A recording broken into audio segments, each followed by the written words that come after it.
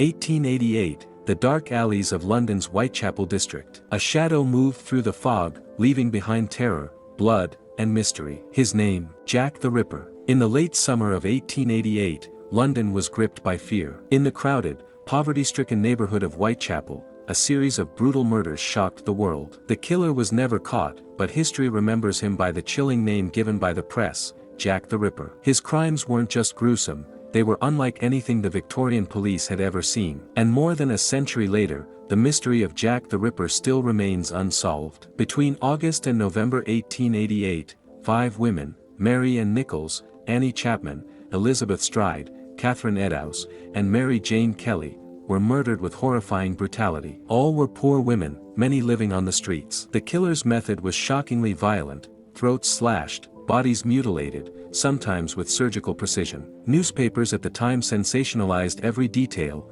feeding the public's obsession and fear. Amidst the hysteria, London police received hundreds of letters claiming to be from the killer. Most were hoaxes, but one stood out: the infamous "Dear Boss" letter, signed Jack the Ripper. The name stuck, and so did the legend. Whether or not the letter was genuine, the killer now had an identity that would haunt history forever. Scotland Yard threw everything into the case. Detectives interviewed hundreds of people, followed countless leads, and even patrolled the streets in disguise. Despite their efforts, the Ripper always seemed one step ahead. Poor lighting, chaotic neighborhoods, and lack of forensic science made catching him nearly impossible. The police were criticized heavily, and public panic only grew. Over the years, dozens of names have been suggested. Suspects ranged from local butchers and doctors to more sensational figures, even a member of the British royal family. One theory points to a Polish immigrant named Aaron Kosminski, while others argue the killer might have been a surgeon with anatomical knowledge. But no suspect was ever proven guilty,